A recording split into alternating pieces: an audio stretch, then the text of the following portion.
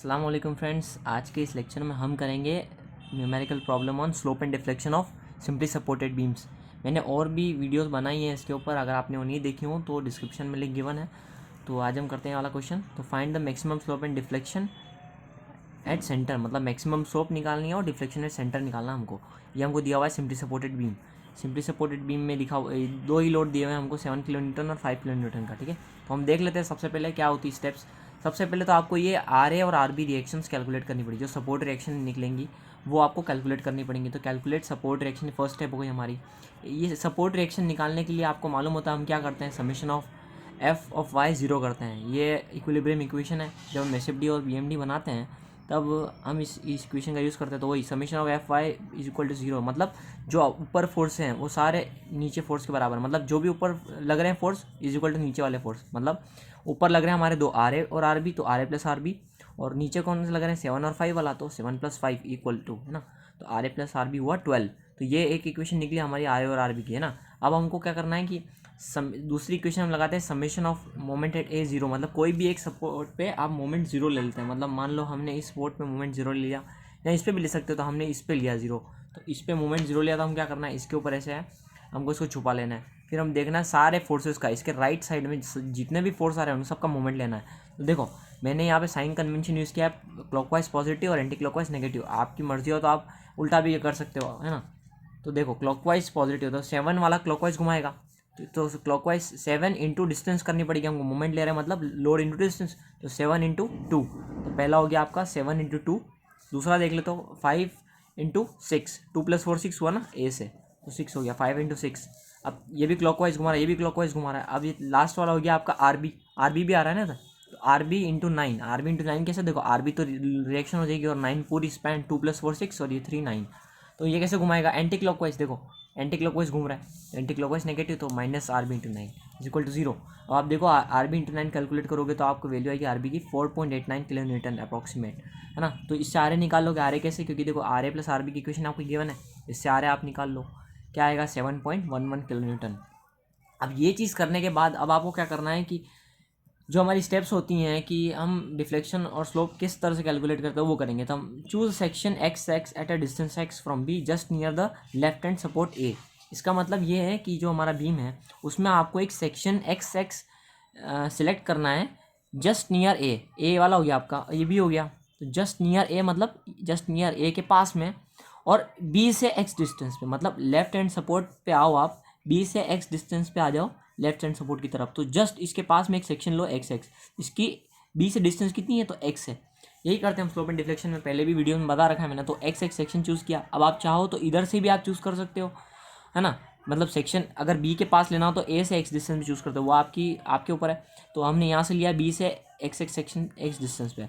अब हम क्या करेंगे, इस एक्स एक्स के अबाउट मूवमेंट लेंगे, तो टेकिंग मूवमेंट, हाँ एम एक्स एक्स निकालना हमको, तो एम एक्स एक्स निकालेंगे हम। तो वही चीज़ करनी, मूवमेंट जब भी लो तो अब उसके ऊपर खड़े हो जाओ, उसको छुपा दो उस सेक्शन को, और उसके राइट साइड में देखो, यहाँ तो लेफ्ट साइड भी ले सकते हैं हम, राइट साइड देख सकते। अब तो देखो लेफ्ट साइड में हमारा लोड नहीं आ रहा, सिर्फ आर ए आ रहा है, तो इसीलिए हमको राइट साइड देखना। राइट साइड में हमारे मैक्सिमम सारे लोड आ रहे हैं ना, 7 5 और आर बी, तो हमको राइट साइड मूवमेंट लेना। तो राइट साइड मूवमेंट लेना है, और हमको साइन कन्वेंशन भी यूज़ करना है, मतलब क्लॉकवाइज क्या लेंगे और एंटी क्लॉकवाइज क्या लेंगे। तो मैंने यहाँ पे लिया है, देखो अगर मैं सैगिंग हॉगिंग कंसिडर करूँ तो इस सेक्शन के राइट में अगर एंटी क्लॉकवाइज होता तो पॉजिटिव, और सेक्शन के राइट में क्लॉकवाइज होता था नेगेटिव। अब आपकी तो यहाँ पे मैंने क्या लिया, एंटी क्लॉकवाइज पॉजिटिव और क्लॉकवाइज नेगेटिव। अब आप चाहो तो इसके हिसाब से भी ले सकते हो और आपकी मर्जी से भी ले सकते हो, मतलब चाहो तो क्लॉकवाइज पॉजिटिव लो या एंटी क्लॉकवाइज नेगेटिव लो, वो आपके ऊपर डिपेंड करेगा, है ना। तो मैंने यहाँ पे लिया है clockwise positive, anti clockwise positive और क्लॉकवाइज नेगेटिव। तो आप देख लो एम एक्स एक्स मूवमेंट निकालना हमको, एम एक्स एक्स पे से एक्स एक्स पे हमने छुपा दिया इसको। अब हम सारे लोड्स का मूवमेंट लेंगे, तो सबसे पहले आर बी लेंगे। आर बी इंटू कितना डिस्टेंस है यहाँ से, एक्स डिस्टेंस है, एक्स एक्स से कितना डिस्टेंस है, एक्स है ना, ये एक्स लिया हमने, तो R B into X positive होगा क्योंकि ये एंटी क्लॉकवाइज घुमा रहा है। अब माइनस का 5 क्यों, क्योंकि देखो 5 है नीचे लग रहा है, तो ये क्लॉकवाइज घुमाएगा। अगर आप इसको ऐसे रोटेट करो तो ये क्लॉकवाइज घूमेगा। -5 इंटू डिस्टेंस कितनी है इस सेक्शन से, तो इस सेक्शन से डिस्टेंस है इसकी। अब आप देखो ये सेक्शन से डिस्टेंस कैसे निकालोगे, ये पूरी एक्स है, अब आपको चाहिए ये डिस्टेंस, तो ये डिस्टेंस कैसे आएगी, x-3 कर दोगे तो आ जाएगी। तो देखो ना x-3 करने पे ये डिस्टेंस बच जाएगी आपकी x-3, है ना।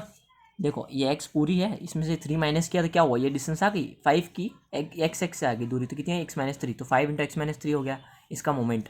अब लास्ट वाला आता है आपका 7, तो -7 क्यों, देखो क्लॉकवाइज घुमाएगा, नीचे लग रहा है। -7 इंटू डिस्टेंस कितनी होगी, तो ये डिस्टेंस आपको देखनी है 7 वाली की, तो ये कितनी होगी x-7। x-7 कैसे होगी, देखो क्योंकि ये डिस्टेंस हमको पता है x है, और ये डिस्टेंस भी हमको मालूम है, ये 4 + 3 7 है, तो इसकी से डिस्टेंस आ जाएगी। क्योंकि इस पूरे में से अगर मैं ये वाली माइनस कर दूँ, मतलब यहाँ से लेके यहाँ तक वाली, मतलब 7, 4 + 3 7 माइनस कर दूँ, तो ये वाली आ जाएगी, तो ये आ गई x-7, तो ये हो गया x-7। तो इसको हम सिंप्लीफाई करते थे, mx = 4.89x -5 × x-3 -7 × x-7, इसको मान लेते हैं इक्वेशन 1। अब हम अगली स्टेप करते हैं, उसी मोमेंट इक्वेशन का यूज़ करके हम स्लोप और डिफ्लेक्शन इक्वेशन निकालेंगे। कैसे, देखो तो आपने ये चीज़ पढ़ रखी होगी, EI × d2y/dx² = mxx, ये बेंडिंग मोमेंट इक्वेशन होती है हमारी। तो अगर मैं इंटीग्रेट करूँ इसको, कि इंटीग्रेट करूँ, तो EI.d2y/dx² = mxx, जो हमारा वेरिएबल है। तो इंटीग्रेशन, ये तो कांस्टेंट होता है, EI हमारा कांस्टेंट है, इसका इंटीग्रेशन क्या होगा, dy/dx होगा, और ये इंटीग्रेशन ऑफ mxx। तो आप ध्यान से देखो कि dy/dx क्या होता है, आपने पढ़ा हो तो dy/dx को हम बोलते हैं स्लोप, मतलब आई। तो इससे स्लोप निकल गई, कहने का मतलब कि एक बार इंटीग्रेशन हम करें तो हमको मूवमेंट का एक बार इंटीग्रेशन करें तो हमको क्या मिलेगा, स्लोप। तो उसी का यूज़ करके हम यहाँ पे निकालेंगे। तो देखो उसका इंटीग्रेशन किया mxx, जो ये हमारी आ रही थी ये इक्वेशन, इसका इंटीग्रेशन हम करना है। तो पहला इंटीग्रेशन सा किया तो हम क्या मिलेगा, i.ei कैसे, तो यहाँ पे कांस्टेंट रहता है ना, तो dy/dx तो i है, इसको मैंने ऐसे लिख दिया, तो i.ei = इंटीग्रेशन ऑफ mxx क्या होगा, तो ये होगा 4.89x, ये इक्वेशन हो गई आपकी पूरी, -5x - 3 -7 × x-7, ये इक्वेशन हो गई, और इंटू dx। तो i.ei क्या होगा, इंटीग्रेशन आपको आता ही होगा, 4.89 तो कांस्टेंट है, x⁴ है, x⁴ का इंटीग्रेशन क्या होगा, x⁴2/2। अगर आपने ये फॉर्मूला पढ़ा हो, x⁴n का इंटीग्रेशन होता है x⁴n+1/n+1। तो कहने का मतलब वही, तो x⁴1 है तो 1 + 1 2/2 कर दो, प्लस C1 लगाओ, ये C1 लगाना ज़रूरी है, इंटीग्रेटिंग कांस्टेंट आना ही चाहिए ना। अब आगे बढ़ो कि -5 × x-3, अब इस पूरी ब्रैकेट को एक साथ इंटीग्रेट करो, इसकी पूरी की पावर कितनी 1 है, तो वही सेम चीज़ 1 + 1 2/2, तो 5 ऐसे ही पहले से है, -7 वापस सेम चीज़ 7 x-7 की पावर 2/2, इसकी पावर ही 1 है। अब ये हो गया इक्वेशन नंबर 2 मान लो, ये आपकी होती है स्लोप इक्वेशन। अब स्लोप इक्वेशन में एक चीज़ मिसिंग है, C1, वो C1 हम बाद में निकालेंगे। तो आगे देख लेते हैं, फर्दर इंटीग्रेटिंग इक्वेशन 2 जो आई, ये स्लोप इक्वेशन, इसी को हम एक और बार इंटीग्रेट करें, तो कहना है मतलब इसी का भी इंटीग्रेशन करते हैं, i.ei का इंटीग्रेशन करते हैं, तो इस साइड का भी इंटीग्रेशन हो जाएगा ना, दोनों साइड करते हैं हम, इधर और इधर दोनों का इंटीग्रेशन करते हैं। तो ये देखो i.ei का इंटीग्रेशन आप करोगे तो आपको मिलेगा y.ei कैसे मिलेगा, देखो आपको मालूम होती है dy/dx आई होता हमारा, यही आई होता ना, तो इसका इंटीग्रेशन करते हैं तो हमको क्या मिलेगा, y मिलेगा ना, dy/dx का इंटीग्रेशन क्या होता है y, तो i हमारा dy/dx से तो होता है, तो उसका इंटीग्रेशन क्या आएगा, y आ जाएगा, और यही तो कांस्टेंट है, तो y.ei। अब इसका इंटीग्रेशन आपको इजीली कर सकते हो, तो ये कांस्टेंट है, इसको बाहर ले लो। अब x⁴2 है, अब 2 + 1/2 + 1 करेंगे हम, है ना, 2 + 1/2 + 1, तो ये हो जाएगा 3/3, प्लस C1 तो चल ही रहा है, और तो C1 का क्या हो जाएगा, C1x, है ना। जब भी हम किसी कांस्टेंट का इंटीग्रेशन करते हैं उसके आगे सिर्फ आपको x लगाना है, कांस्टेंट का इंटीग्रेशन मतलब x, तो C1 के आगे x लग गया। अब C2 एक नया इंटीग्रेटिंग कांस्टेंट हमको इसमें लगाना पड़ेगा, क्योंकि हमने एक और बार इंटीग्रेट किया है, पहले हमने किया था तब C1 लगाया था, दूसरी बार जब हमने किया तब हमने C2 भी लगाया। C1 तो चल ही रहा है, पहले उसमें x भी लग गया, और फिर C2 एक और इंटीग्रेटिंग कांस्टेंट आ गया, इसको भी आपको मिस नहीं करना है ना, ध्यान रखना है ये चीज़ भी। अगला आ जाता है आपकी टर्म 5/2, ये वाली तो 5/2 तो कांस्टेंट है, x-3 की पावर 2 है, तो 2 है, तो इसकी इंटीग्रेशन क्या होगा, 2 + 1/2 + 1, तो 3/3 हो गया, है ना। इसकी माने x-3 की पावर 3/3। अब लास्ट आती है 7, ये -7/2, फिर वो ये 2 है पूरी, है ना, तो ये हो जाएगी 2 + 1/2 + 1, तो x-7 की पावर 3/3 हो गया, इसको मान लो इक्वेशन 3।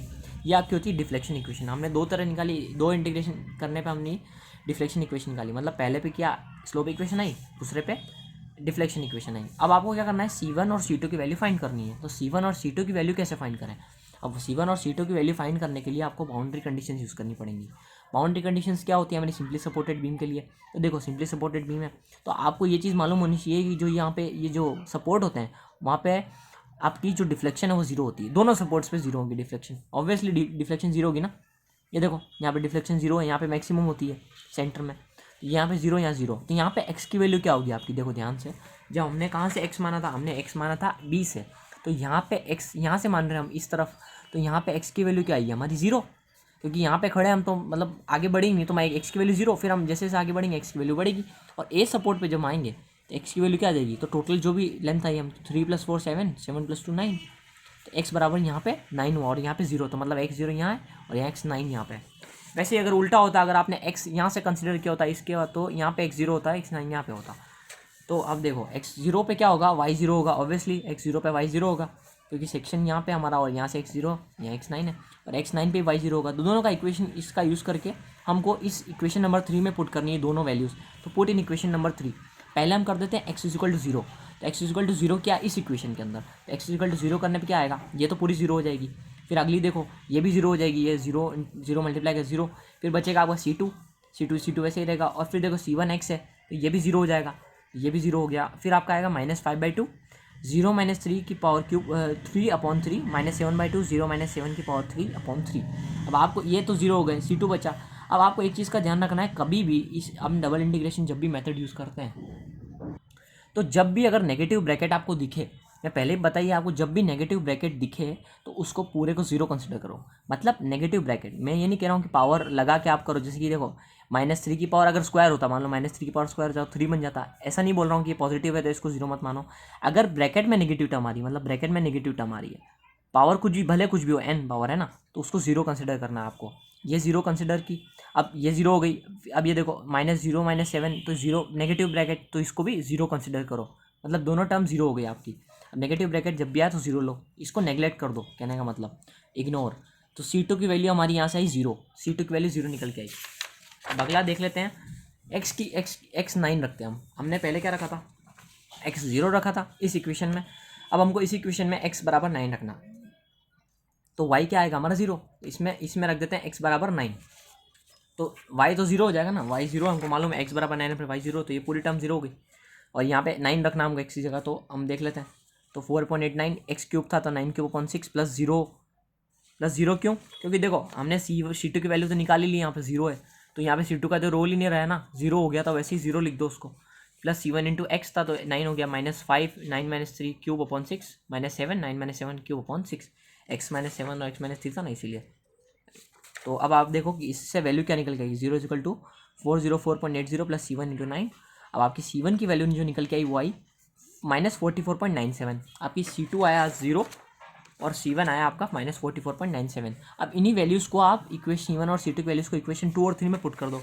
क्यों, क्योंकि आपको तो स्लोप और डिफ्लेक्शन इक्वेशन चाहिए ना, जो अपनी मतलब इनकम्प्लीट उनको कंप्लीट करना पड़ेगा। तो स्लोप इक्वेशन ये रही, इसमें C1 की वैल्यू लिख दो, तो क्या आएगी, I.ei = 4.89 x² / 2 -44.97 -5 × x - 3 की पावर 2/2 -7 × x - 7 की पावर 2/2। इसको मान लो इक्वेशन 4। और अगली जो है आपकी डिफ्लेक्शन इक्वेशन है, उसमें आपको C1 और C2 दोनों की वैल्यू डालनी है। C2 तो वैसे ही 0 है, तो C1 की वैल्यू लिख दो। इसी इक्वेशन के अंदर हम C1 की वैल्यू डाल रहे हैं, तो लिख दिया 4.89 x³ / 6 -44.97 x -5 × x - 3 की पावर 3/6 -7 x × x - 7 की पावर 3/6। अच्छा 6 कहाँ से आया, तो 6 देखो इस टाइप से आया कि 5/2 है और 2 × 3 हो जाएगा, 6 हो जाएगा ना। यहाँ भी 2 × 3 6, तो इस टाइप से 6 आया, ये 6 यहाँ पे इसलिए आया। अब आप देखो आपने 2 इक्वेशन निकाल लिया। अब आपकी इसकी मदद से मतलब किसी भी पॉइंट पे आप डिफ्लेक्शन और स्लोप कैलकुलेट कर सकते हो। इस पूरे बीम के किसी भी पॉइंट पे, मतलब मान लो इस पॉइंट पे किसी भी पॉइंट पे, तो डिफ्लेक्शन आप और स्लोप आप इजीली कैलकुलेट कर सकते हो। तो हमको क्या करना है, मैक्सिमम स्लोप निकालनी है। तो मैक्सिमम स्लोप कहाँ पे होगी, मैंने पहले ही बताया आपको कि मैक्सिमम स्लोप आपकी होती है यहाँ पे। बाउंड्री कंडीशन में है कि मैक्सिमम स्लोप आपकी होती है इन पॉइंट्स पे। यहाँ पे देखो ये डिफ्लेक्शन 0 होता है, डिफ्लेक्शन आपका 0 होता है, और जो स्लोप होती है आपकी वो मैक्सिमम होती है इन 2 पॉइंट्स पे। ये देखो स्लोप मैक्सिमम निकल के आएगी, तो यहाँ पे स्लोप मैक्सिमम, यहाँ भी स्लोप मैक्सिमम, और डिफ्लेक्शन 0 उल्टा, कैंटिलीवर का उल्टा होता है। तो आपको कैलकुलेट करना है, तो x = 0 रखा इक्वेशन 4 में। IB.ei, IB निकालोगे आप, IB मतलब बी पे निकालो ना, IB वही maximum.ei, तो = 4.89 0² / 2। आपको x 0 रखना है इस इक्वेशन में, x 0 -44.97 -5 × 0 - 3² / 2 -7 × 0 - 7² / 2। अब मैंने ये तो 0 हो जाएगा 0, ये बचेगा। अब ये देखो मैंने बताया आपको नेगेटिव ब्रैकेट है, तो इसको कंसिडर 0, नेगलेक्ट कर दो इसको, तो नेगलेक्ट हो गया, ये भी नेगलेक्ट हो गया। तो ये बचा आपकी 44.97, ये C1 ही है ना आपका, आपने निकाला था, इसीलिए मैंने कहा C1 इंपॉर्टेंट है। तो IB = -44.97/ei।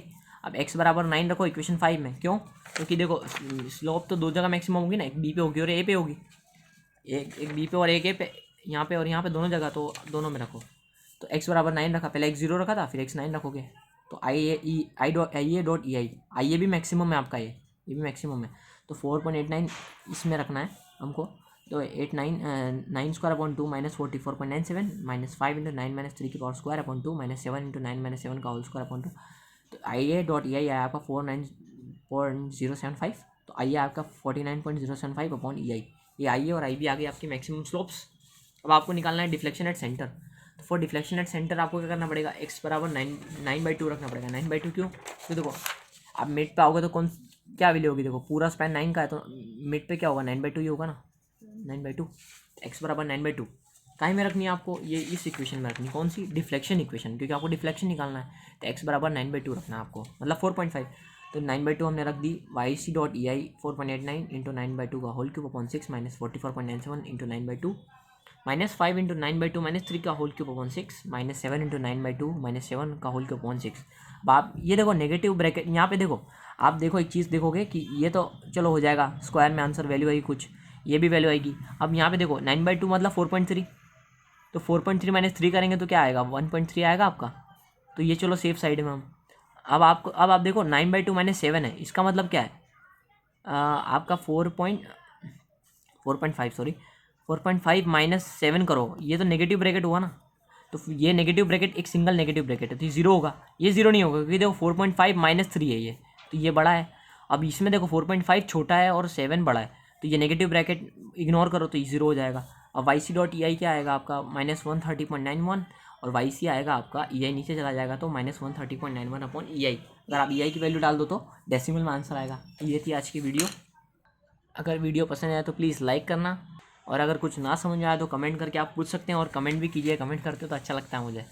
और तब तक के लिए हम स्लो और डिफ्लेक्शन पे और वीडियोस लाते रहेंगे और भी कॉन्सेप्ट पे लाते रहेंगे, तो तब तक के लिए मिलते हैं। Thank you.